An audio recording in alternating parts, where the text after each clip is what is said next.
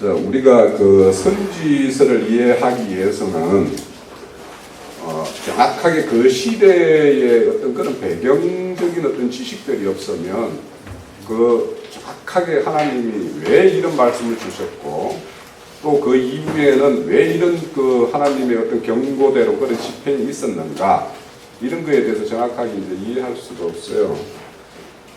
그래서 우리가 오늘은 이제 선지서를 보는 이런 관점들에 대해서 우선 이제 좀 이 말씀을 나누고, 그래서 우리가 앞으로 이제 다루게 될 선지서 각각 그 책들마다 그 시대적 배경 이런 것들을 좀 염두에 두고 우리가 그 말씀을 대해야 되겠다라는 생각이 들어서 오늘은 자료를 제가 두 편을 드렸는데요. 우선은 오늘 연대기로 보는 구약 성경이라는 그 표제로 되어 있는 거 있죠. 예, 이거를 먼저 좀 말씀을 드릴게요. 자, 이 자료가 지금 그 보기에 선명하지가 않죠. 예, 이게 왜 그러냐면 인터넷에서 이런 자료를 스크랩을 해가지고 그러니까 인터넷에서 잘 누군가가 만들어 놓은 자료를 제가 이용한 거예요. 그렇게 하다 보니까 선명하지는 않은데 제일 첫 장 이거는 우리 구약 성경이 매 시대마다 어떤 책들이 어느 시대에 쓰여진 책인지에 대한 좀 이해를 좀 이렇게 가시는 게 좋겠다 싶어서 첫 페이지를 이렇게 넣었는데요. 우선 보면 이제 우리가 구약 4000년 역사라고 이야기를 하는데 우리 어떤 믿음의 역사는 이제 아브라함에서부터 이렇게 시작해서 여기 자료도 이제 아브라함에부터 이렇게 이제 시작을 합니다. 그래서 이제 아브라함이 2000년, BC 2000년이요. 주전 2000년의 사람이에요. 그리고 그 동시대가 그 밑에 쭉 보면 욥기라는 사람, 욥기서가 있죠. 이 욥기가 아브라함과 동시대 사람입니다. 그래서 우리가 성경책을 볼 때, 저도 이제 처음에 이제 성경책을 잘 모를 때는 성경책 처음부터 끝까지 이게 순서대로 이렇게 배열되어 있는 걸로 알았었어요. 근데 그게 전혀 그렇지가 않아요. 그래서 이 욥기 같은 경우에는 시가서이기 때문에 시가서 모음에 이렇게 넣다 보니까 이 뒤쪽으로 빠져 있는 거예요. 그래서 이제 아브라함의 어떤 이야기에서부터 이제 중점적으로 다루는 그 창세기부터 시작해서 출애굽기, 민수기, 레위기, 신명기가 1500년 하면은 누구를 생각해야 되냐면 모세를 생각을 해야 돼요. 2000년 하면 아브라함, 1500년 하면 모세, 그리고 1000년 하면 다윗, 그리고 500년 하면 다니엘 정도가 이제 이렇게 대표적인 인물이에요. 그 시대에. 그렇게 어떤 이해를 좀 가지고 있고, 그래서 그 시대마다 각 2000년에서 지금 보면은 400년 있죠. 말라기서까지.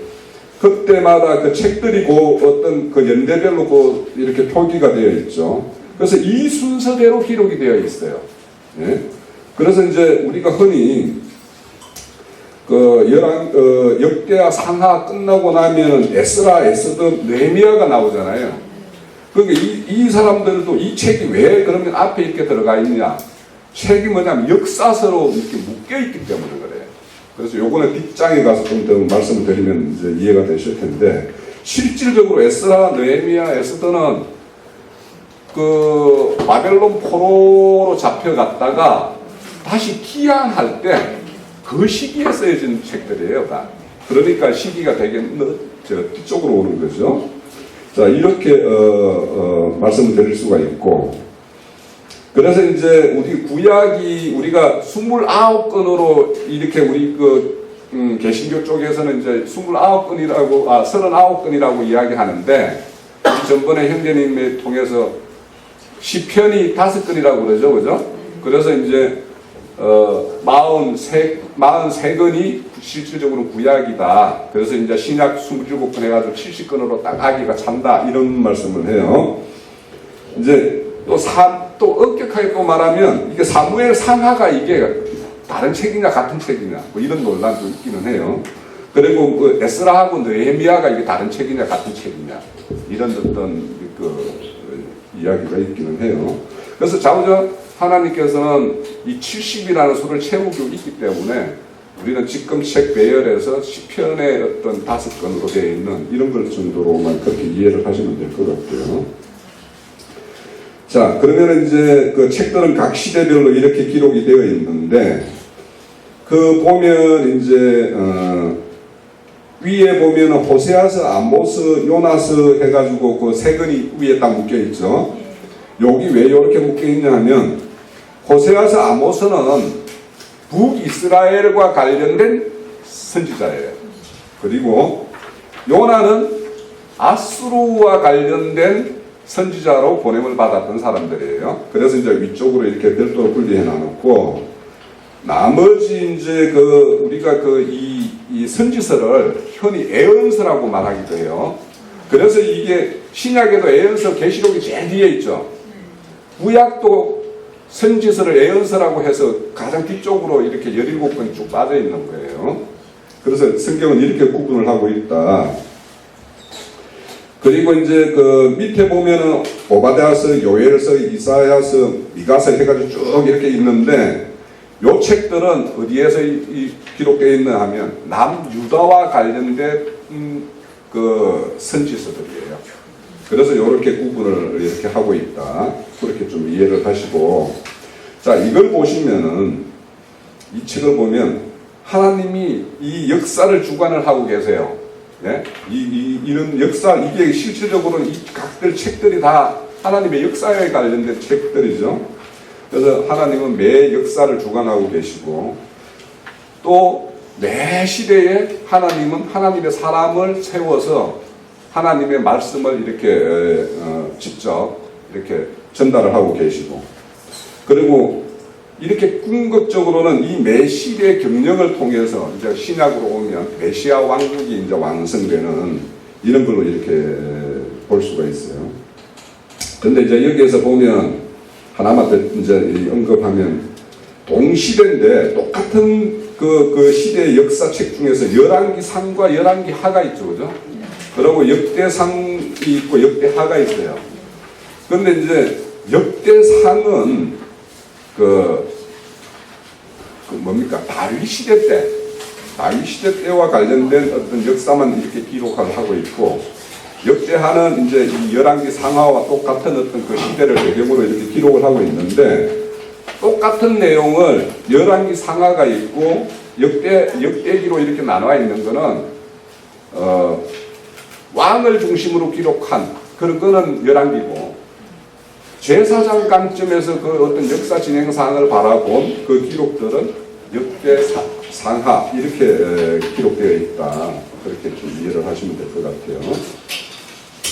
그리고 이제 시가서가 5편이 있는데, 시가서는 실질적으로 아브라함 시대인 욥기에서부터 이제 그 솔로몬, 다윗과 솔로몬 시대에 어떤 이렇게 그 기록이 되어 있는데, 시가서는 실질적으로 하나님을 온전히 만났고 하나님과의 어떤 그런 동행한 삶을 살았고, 하나님에 대해서 온전히 시가서라는 건 하나님에 대한 온전한 고백이잖아요, 그죠? 그래서 이런 시대 그 시편은 이제 실질적으로는 5건밖에 없지만 각 책마다 하나님에 대한 이런 고백들은 다 이렇게 숨어 있기 때문에 시가서는 그렇게 실질적으로 이제 그 이후에 어떤 시가서는 기록은 안 되어 있지만 이런 그 애언서, 즉 선지서 이런 쪽에도 다 하나님에 대한 어떤 시간 내용들은 다 포함이 되어 있습니다. 자, 다음 페이지 2페이지로 갈게요. 자, 이 페이지를 보면 왜 그러니까 책이 실질적으로 기록된 시대와 이렇게 연대기 순서대로 이렇게 책이 이렇게 우리 묶여 있지 않고 왜 이렇게 이렇게 시대와 상관없이 이렇게 묶어져 있냐 하면, 모세가 쓴 그 율법서 있죠. 그 모세 오경이라 한 그거는 이제 뭐 여지없이 이렇게 연대기와 똑같은 순서로 이렇게 기록되어 있는데, 역사서에 가면은 이게 이제 에스라, 느헤미야, 에스더 이거 같은 경우는 굉장히 뒤에 기록된 책인데도 불구하고 성경책 앞에 이렇게 기록되어 있는 이유는 이거를 이렇게 신학자들이 역사서라고 이렇게 묶어놨어요.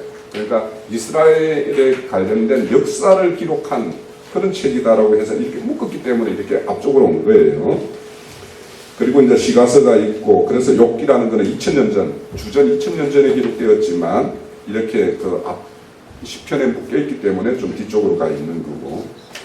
자, 이제 이 선지서에 들어오면 선지서가 17건이에요. 17건인데 위에 5건을 대선지서라고 해요. 그리고 밑에 12건을 소선지서라고 그럽니다. 그런데 이렇게 대선지서라고 하고 소선지서라고 이렇게 나누는 게 뭔가 이 선지자가 더 큰 선지자고 더 큰 일을 했고 뭐 이런 것이 아니라 선지서 책의 분량에 따라서 나눈 거예요. 네? 그래서 이사야 같은 경우는 되게 두껍죠. 66장으로 되어 있고. 그래서 실질적으로 밑에 소선지서들 다 묶어도 이사야서 선지서 하나 정도밖에 분량이 안 돼요. 실질적으로. 그런데 왜 이렇게 그러냐? 이사야서는 60년 동안 사역을 했어요. 거의. 그리고 에레미야 같은 경우도 40년 정도 사역을 했고, 다들 그 사역 기간이 길어요. 기본적으로. 그리고 이제 나머지 이 소선지서 같은 경우는 짧게는 한 4개월 한 선지자도 있어요. 그래서 당연히 이제 오래도록 사역을 했으니까 기록 하나님이 이 역사에서 하나님이 일꾼을 세워서 일을 했으면 뭔가 기록물을 남길 거 아닙니까? 그래서 그러다 보니까 당연히 오래도록 사역했던 분들이 많은 어떤 기록물을 남겼고 그런 어떤 사역의 이제 흔적들이 이렇게 있기 때문에 당연히 그 분량이 많겠죠. 자, 이렇게 이제 구약의 우리 흔히 말하는 39권으로 보면 이렇게 분류가 되고 있고요. 그리고 이제 그 밑에 표에 보면 이제 이 선지서, 그러니까 선지자들이 어느 시대 때 활동을 했는가 하는 거는 이제 뭐 뒤에도 계속 이어집니다만, 이제 포로 이전, 그러니까 포로 이제 여기에는 시대를 이제 세 시대로 나눴는데, 실질적으로는 시대를 이제 4시대로 이렇게 좀 나누기도 합니다. 그래서 제가 다른 자료에는 4시대로 이렇게 구분을 해서 나눠서 이제 이렇게 드렸는데, 포로전 시대를 어떻게 나누냐 하면, 북이스라엘이 멸망하는 시점을 한 기준으로 보는 게 하나, 이제 그 포로전을, 그리고 남유다가 멸망하는 시점, 그러니까 북이스라엘이 주전 722년에 망했어요. 그러면 그 시점을 전후해서 그러면 하나님이 뭔가 심판을 하기 위해서는 그 시점에 그런 큰 어떤 하나님의 집행을 하기 전에 선지자들 많이 보내서 뭔가 다시 이렇게 해신케 하는 이런 일을 했을 거 아닙니까? 그죠? 그래서 포로전, 그러니까 포로전 시대는 크게는 아수르에 의해서 북이스라엘 망하는 시점과 바벨론에 의해서 남유다가 망하는 시점, 이 두 시점이 있는데, 그래서 이제 이스라엘에는 앞서서 말씀드렸듯이 호세아사하고 암보스 선지자가 활동을 했고, 남유다에는 에레미야에서부터 요엘 선지자까지 이렇게 일을 하셨어요. 또 아수르에 대해서는 요나와 나움이라는 선지자가 보냄을 받았고, 오바디아서 우리 많이 들어봤잖아요. 그거는 이제 에돔의 심판 전에 이렇게 보냄을 받은 선지자고요. 그리고 이제 포로 시기 때 남유다가 이제 바벨론으로 포로로 잡혀갈 때 이 두 다니엘과 에스겔은 두 사람이 다 포로로 잡혀갔던 선지자들이죠. 그 이론이에요. 그래서 1차 포로 때 간 사람이 다니엘이에요. 그리고 2차 포로기에 잡혀간 사람이 에스겔입니다. 그리고 이제 포로 이후에 이제 이렇게 오잖아요. 그죠? 이제 바벨론이 메데 바사에 의해서, 그러니까 페르시아에 의해서 이제 망하고, 고레스가 이제 이렇게 집권 시기에 고레스 칙령에 의해서 이제 포로기한을 할 때, 돌아온 사람들 중에서 그 시점에 이제 선지사를 보내서, 그러니까 이 시점은 어떤 시점이냐, 학개하고 스가랴는 돌아와서 성전을 짓기 시작을 했어요.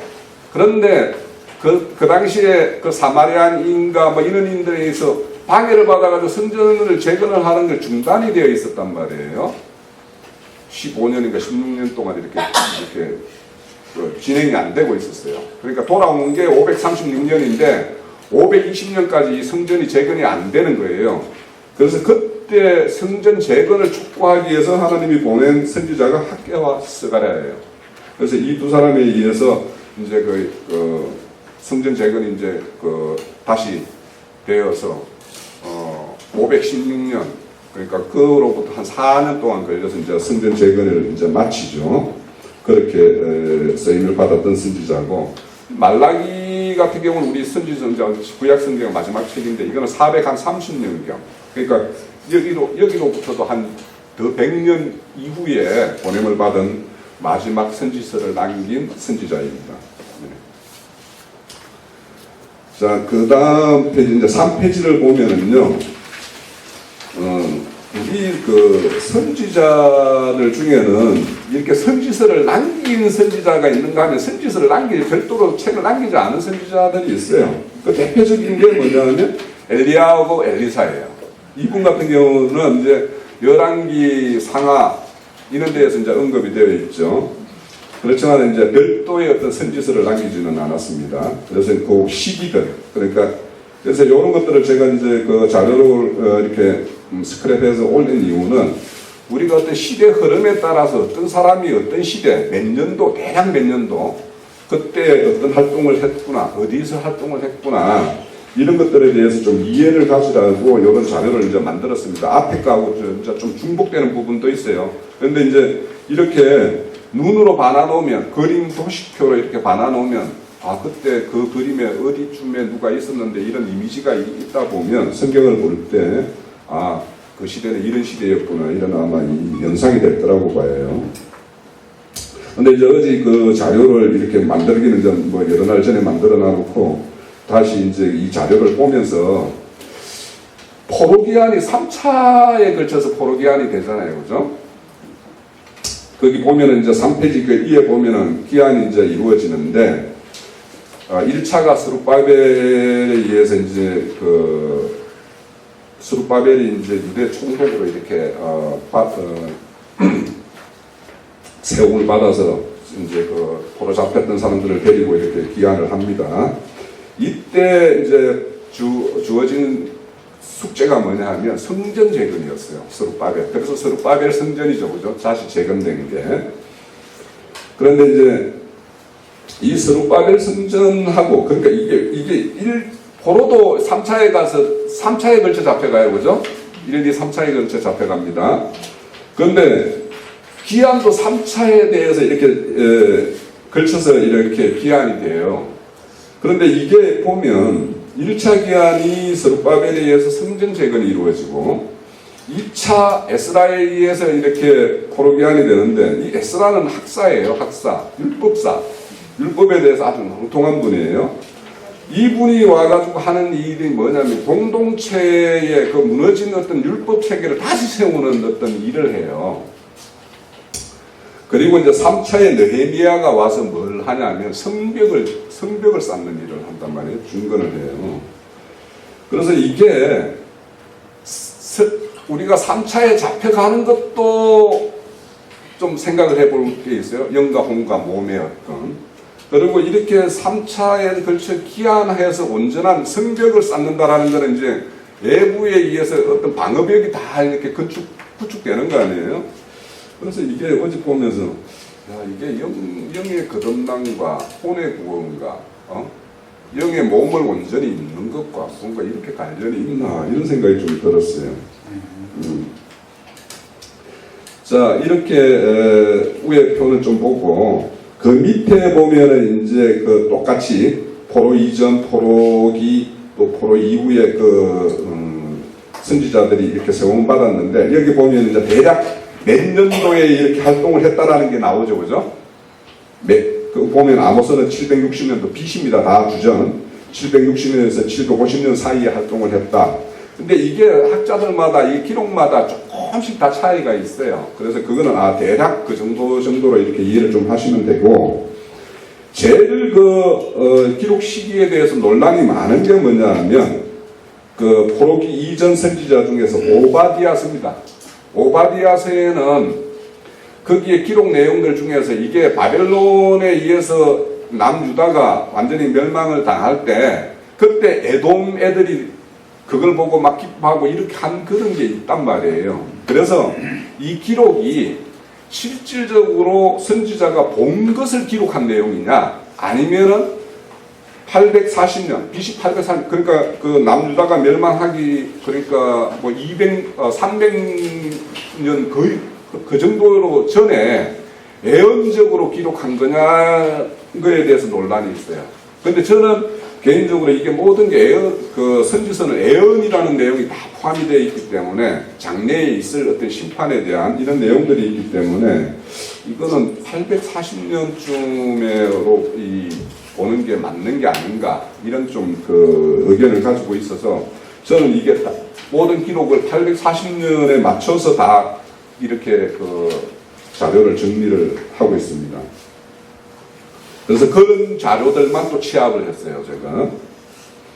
자, 밑에 거는 그냥 이렇게 도시표로 이렇게 되어 있지만 똑같은 내용입니다. 그래서 그냥 참조를 하시고요. 자, 4페이지로 넘어갑니다.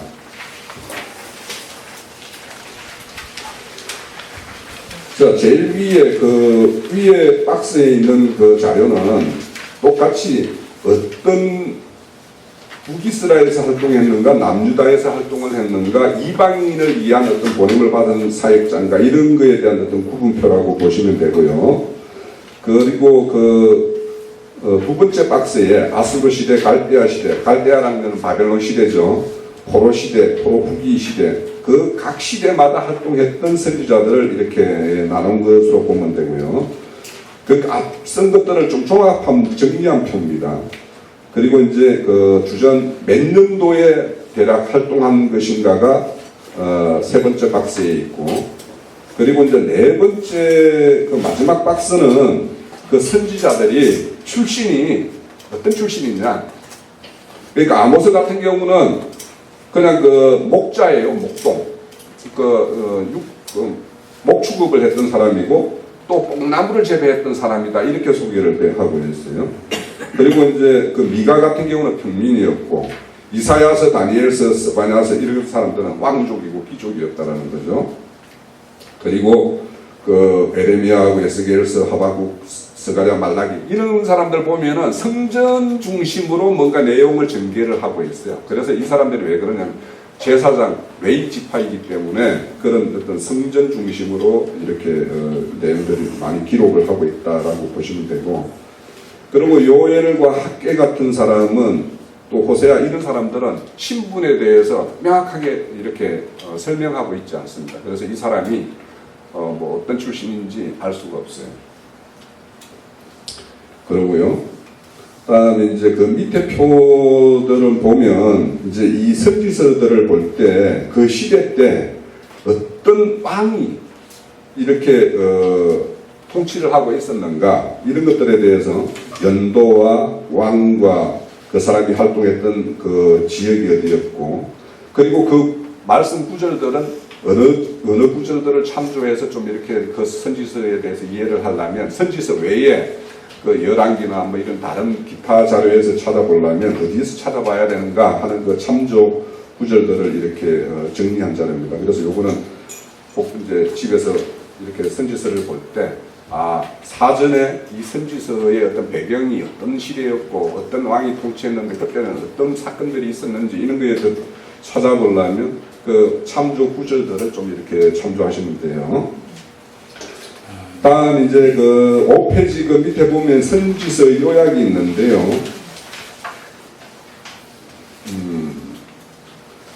위에 보면 이제 그 제가 이제 그 우리가 요번에 이제 다룰 소선지서는 뭐 그때 가서 이제 구체적으로 이제 다루면 될 것 같고, 이사야서나 예레미야 이 대선지서라는 그 선지서하고 호세아서에 대해서만 뭐 그냥 간단하게 말씀드릴게요. 이사야서 같은 경우에는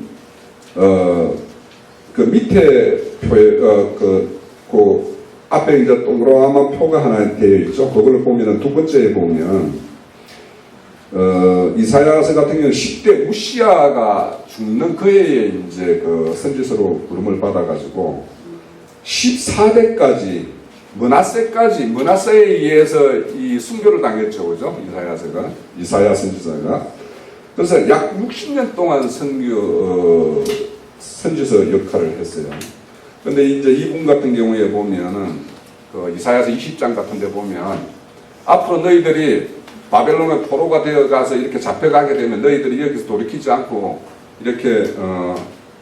않게 되면 너희들의 신세가 어떻게 될 것인지를 직접 보여주기 위해서 3년 동안 옷도 걸치지 않고 신발도 신지 않고 이렇게 직접 몸으로 보여줬던 어떤 그런 선지자이기도 해요.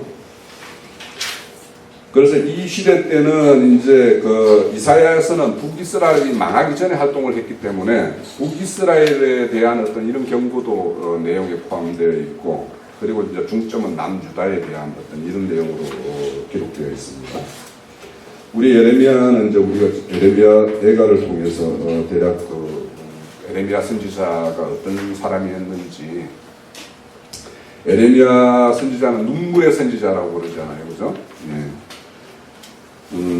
이 시대 때는 예레미야 선지자는 실질적으로 망하기 전에, 남유다가 망하기 전부터 선지자를 시작을 해서 직접 망하는 것도 경험했고, 또 망한 이후에 애굽에까지 이렇게 끌려가서 거기서 이제 마지막 생을 하는 것까지 이렇게 했기 때문에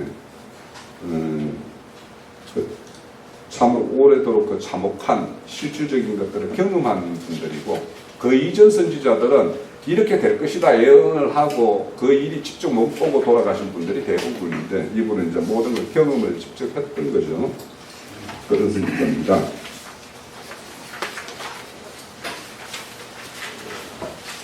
그리고 예레미야는 제사장 가문이었고, 그러니까 20세에 일찍, 그러니까 젊은 나이에 이렇게 부름을 받아가지고, 이분도 여기 기록 내용대로 40년 동안 이렇게 선지자 사역을 담당을 했어요.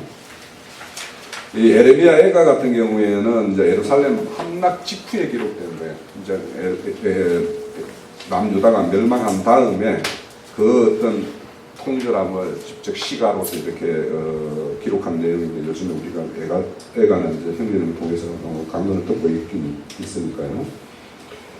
그리고 이제 에스겔 같은 경우에는 이제 이 사람도 이제 제사장 계열이에요. 제사장 계열인데, 이분은 이제 이 사역을 거기 뭡니까? 잡혀가기 전에 이렇게 선지자로 부름을 받은 게 아니고, 이렇게 제사장으로 포로로 잡혀가서 그 현지에서 이제 그 세움을 받은 선지자입니다. 그래서 이제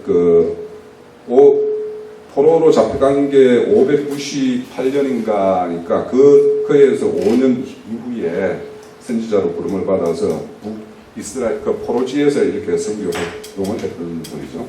근데 이분도 보면은 우리 그 성전 중심으로 기록되어 있다라는 게, 새 성전이 이렇게 건축되었을 때 그 성전에서 뭐 이 물이 흘러나와서 뭡니까? 죽은 땅들을 다 살려내는 어떤 이야기를 이렇게 기록하고 있는 이유가, 이분이 이제 이 제사장이기 때문에 그런 어떤 기록 내용으로 되어 있다라고 좀 이해를 하시면 될 것 같고, 다니엘서 같은 경우는 여기 이제 오타가 있어요. 그러니까 이제 제가 이 자료도 이제 인터넷에 있는 자료를 따와서, 인터넷에 있는 자료들이 오타가 되게 많고 틀린 내용들도 제법 있어서 서로 이렇게 몇 개를 이렇게 비교해 봐야지만이 정확한 어떤 좀 나름대로 정리가 될 것 같은데, 내가 정리 못한 게 있는데, 다니엘서 같은 경우는 2장 4절에서 7장 28절까지는 이 아람으로 기록되어 있다고 그러죠. 그 내용입니다. 28개 이렇게 되어 있는데 그거 못하고요.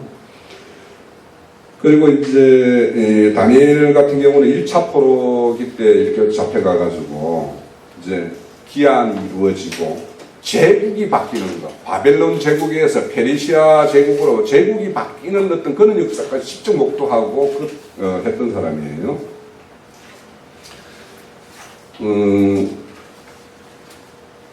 그래서 이제 궁극적으로 다니엘서 같은 경우에는 이 제시하는 게 모든 이런 제국들, 이 세상을 움직이는 큰 이 나라를 세우고 뭐 나라가 흥망성쇠가 일어나고 하는 이런 것까지도 다 하나님이 배경에서 다 주관하신다라는 것과 궁극적으로는 메시아 나라가 이렇게 완성될 것 이런 것들에 대해서 그러니까 포로 잡혀갔던 자들에게 그들에게 큰 희망을 주는 어떤 그런 메시지로 기록이 되어 있죠. 예. 자, 호세아 같은 경우에는 이제 나머지 앞선 이제 대선지자 4명은, 4건은 3명의 의해서 기록된, 4명이죠. 기록된 거는 다 그 남유다에 관련된 선지자예요. 근데 이제 이 호세아서는 소선지서로 분류가 됩니다. 원래. 이제 뭐 신학적으로는 그래요. 그런데 이제 이 호세아서는 나머지는 다 남유다와 관련된다라면 이 호세아는 북이스라엘에 관련된 선지자예요. 그래서 북이스라엘이 망하기 전에 그러니까 좀 앞선 선지자겠죠. 그래서 2755년도에 활동했던 사람이라고 이렇게 소개를 하고 있고 이 호세아서가 기록하는 시기가 이 여로보암 2세인데요. 북이스라엘이 가장 번창하고 잘 먹고 잘 살고 평안하다 하는 시절이 어디였냐면 여로보암 2세 때예요. 그러니까 여로보암 2세 때 요나도 아수르에게 이렇게 보냄을 받았고 그러니까 왜냐하면 잘 이렇게 평안할 때 사람들이 이 신앙적으로 가장 나태할 수 있잖아요. 그때 이렇게 호세아에 의해서 그러니까 나라가 먹고 사는 문제가 다 해결되고 태평성세를 이루면 영적으로는 그때가 가장 가란 시기가 돼요. 그래서 그때 이 보냄을 받았던 게 호세아 선지자입니다. 자, 이렇게 그 선지자들에 대해서는 뭐 대략 이렇게 소개를 하고 이제 요엘서하고 아모스는 이제 직접적으로 우리가 이제 다 이제 직접 한번 다뤄볼 것이니까 그때 가서 이제 보기로 하고요. 그래서 뭐 어떤 책 들어가기 전에 최소한 요 내용 정도만이라도 좀 이해하고 오면 어떤 그 시대 배경이나 이런 것들에 대해서는 좀 이해를 가질 수 있겠죠. 자, 선지서는 이렇게 마치고 그 다음에 이제 9페이지에 가면 이제 그 이스라엘 왕들의 연대표를 이렇게 여기에 붙였어요. 왜 요거는 붙였냐면 남유다 왕조와 북이스라엘 왕조에 대해서 이렇게 붙이냐면 어느 시대 때 그 시대 때 특별한 이런 어떤 일이 있었고 그 관련된 어떤 말씀 구절들은 어디에 있구나라는 걸 이렇게 알아야지 우리가 선지서를 볼 때 어떤 왕이었다 그 시대 때 그 왕에 대해서 그 왕의 통치가 어떠했는지 이런 내용들을 알아보려면 그런 관련된 말씀 구절들을 좀 이렇게 보고 오시는 게 좋겠다라는 생각이 들어서 이 왕 연대기를 이렇게 첨부해 드렸어요. 그래서 이 자료는 오늘 뭐 이렇게 간단하게 설명을 드립니다만 가능하면 이거는 이제 다른 책을 볼 때도 구약 성경을 볼 때도 대략 이걸 한번 이렇게 보고 나서 이렇게 보면은 그래도 좀 이해를 가질 수가 있고 제가 또 이거와 관련해 가지고 뭐 카페에는 올리진 않았지만 지도 있죠. 그 당시 지도 나라가 뭐 만약 전쟁이 있었으면 그 나라가 어디에 인접해 있기 때문에 뭐 이렇게 국경이 늘 나라와 경계에는 늘 이렇게 소란스러웠는지 뭐 이런 것도 알 수도 있고 또 만약에 이제 이스라엘 같은 경우는 이제 네게베 산맥 같은 경우는 한 해발 1,500 정도 고지가 돼요.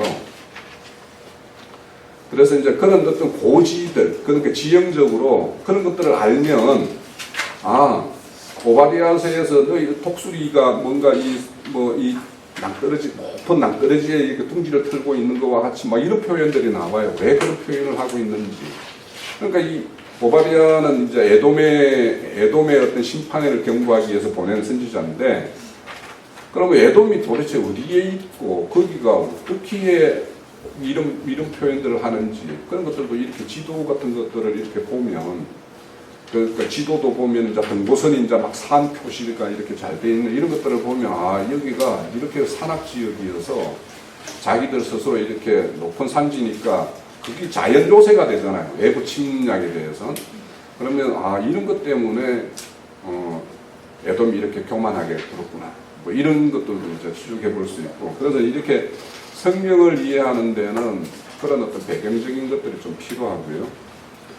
또 이제 뭐 선지서에는 그렇게 뭐 직접적인 거는 그렇지 않습니다만은 이제 성경 구조도 이렇게 보다 보면 그 시대 때 어떤 그 문화나 그 나라의 어떤 문화나 이런 것들을 좀 알아야지 이게 그 중건동 지역이라는 그런 어떤 그 환경과 우리나라는 환경이 다르잖아요, 우선. 그리고 거기에 어떤 살아가는 방식과 우리가 살아가는 방식이 다르고 그러면은 그런 것들을 성경에 기록된 내용들을 온전히 이해를 하려면 그쪽의 어떤 문화나 이런 것들에 대해서 어느 정도 이해를 가져야지 우리가 크게 오해하지 않고 그걸 그대로 우리 지금대로 그대로 적용을 하면 오해될 소지가 있는 것들이 있을 수 있단 말이죠. 그래서 어떤 그런 문화나 이런 어떤 배경에 대한 어떤 이런 것들도 좀 필요하죠. 그래서 뭐 저는 그런 거에 대해서 자료는 많이 잔뜩 가지고 있는데 사실은 뭐 다 보지는 못했어요. 뭐 보고 이제 앞으로 이제 뭔가 그런 것들이 필요할 때마다 이제 자료를 찾아서 이렇게 그렇게 뭐 하다 보면 뭐 좀 이해가 넓어지겠죠. 지금 시간이 36분밖에 안 됐어요. 그래서 다른 하나 저 자료 있죠.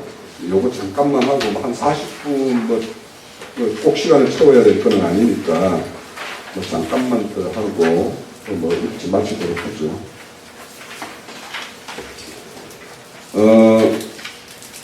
선지자를 프로페테라고 이야기를 해요. 헬라어로 이야기를 하고 영어로도 이제 이렇게 기록을 합니다. 그래서 이제 선지자를 이 뜻은 애언자라는 뜻도 똑같은 뜻이에요. 그런데 하나님이 왜 그러면 매번 이렇게 시대마다 이렇게 선지자를 보냈을까? 그 말씀 구절이 아모스 3장 7절에 나와 있어요. 자, 거기 보면 오늘은 뭐 이 성경책보다 이 자료를 간단하게 보고 마칠게요. 주 예수께서 자기의 비밀을 그 종 선지자들에게 보이지 아니하고는 결코 행하심이 없으십니다. 그러니까 이 인생들이 하는 짓이 보면 하나님이 그 하는 짓대로 그대로 보응을 하면 딱 멸망받기에 너무도 좋은 짓들을 하고 있는 거예요. 그런데 그때마다 그러면 하나님이 거기에 합당한 그냥 바로 보응을 하는 어떤 법처럼 이런 우리 세상 법처럼 인정사정 없이 그렇게 만약에 집행을 한다라면 살아날 인생들이 아무도 없는 거죠. 언제나 나라가 있을 수가 없고. 그러니까 미리 이제 선지자들을 보내가지고 이렇게 너희들이 하고 있는 짓들이 어떤 짓인지를 미리 이렇게 경고케 하기 위해서 선지자들을 다 보냈어요. 그러니까 이거는 그래서 선지서는 기본적으로 앞으로 너희들이 이렇게 하면 어떻게 될 것이다 라는 내용이 들어있기 때문에 예언서라고 하는 거예요. 자, 이렇게 우리가 만약에 이 시대에도 앞으로 그러니까 이 시대는 우리는 기록된 말씀을 다 가지고 있죠. 그죠? 참 이게 그러니까 우리가 이렇게 이 시대 때는 어떤 사람을 보내면을 받아서 그 사람에 의해서 직접 선포되는 말씀을 들어야 되는 시대였다라면 우리는 지금은 뭐냐면 기록된 하나님의 말씀을 가지고 있는 사람들이에요. 이렇게 이게 얼마나 큰 축복인지 이에 대해서 우리가 진짜 깊이 생각을 해야 돼요. 그래서 저는 이제 이스라엘을 보면 지금 후에 예수님이 이 땅에 오신 이후에 오기 전에도 하나님의 어떤 손에 들림이 되어서 참 고생한 민족이에요. 가만히 보면. 그런데 주님이 오셔서 그들은 이제 완전히 다 세상으로 흩어져 버리는 어떤 그런 흔적도 없는 어떤 민족이었다가 지금 1945년도에 다시 이렇게 지금 현재 이스라엘 땅으로 다 모여서 건국을 하잖아요. 48년도에. 이와 같은 어떤 그런 그들의 어떤 역사를 보면서 하나님이 그 나라를 제사장의 나라로 세웠죠. 그죠? 출애굽기 19장에 보면 제사장으로 나라로 세움에 의해서 남겨진 게 뭐냐면 성경책이에요. 우리에게. 그들 이스라엘을 하나님의 손에 들고 이스라엘과 함께 이 땅에서 펼쳐진 역사를 기록한 책이 성경인데, 이 성경이 지금 그러면 성경이 기록한 내용들이 6,000년 역사인데, 오늘로 보면 그런데 성경의 기록의 내용은 거의 한 4,000년 정도에 거의 맞췄잖아요, 그죠? 그 사도들의 보냄까지. 그럼 그 4,000년 동안에 있는 역사는 오늘날의 역사에도 그대로 적용, 그러니까 역사는 반복된다 그러잖아요. 오늘날도 그대로 적용되는 거예요. 그러니까 우리에게는 그 긴 역사 동안에 하나님의 어떤 손에 의해서 다름받았던 이스라엘에 대한 역사가 오늘을 살고 있는 우리에게 어떻게 적용할 것인가라는 문제고, 그것을 우리가 믿음으로 어떻게 받아들이는가의 문제지, 성경책에 기록되어 있지 않는 내용 중에서 오늘날 우리에게 벌어지는 일은 아무것도 없어요. 오늘날 이 첨단 과학이라는 이는 뭐 인간의 어떤 문명의 어떤 이런 거와 상관없이 인간들이 살아가는 그 가운데에는 하나님의 말씀에서 벗어나는 일은 아무것도 없다. 그래서 우리가 이제 선지서를 이렇게 보는 이유도 그 시대 때 그때마다 각 선지자를 세웠던 이유가 있어요. 그 시대 배경이. 그러면 그 시대 배경이 오늘날과 전혀 동떨어진 시대인지 아니면 오늘날과 똑같이 우리에게도 그대로 적용되는 이야기인지는 이제 직접 이제 말씀을 이렇게 하나하나 이렇게 살펴보면 이렇게 알 수 있을 것 같아요. 자, 오늘은 이 정도로 마칩니다.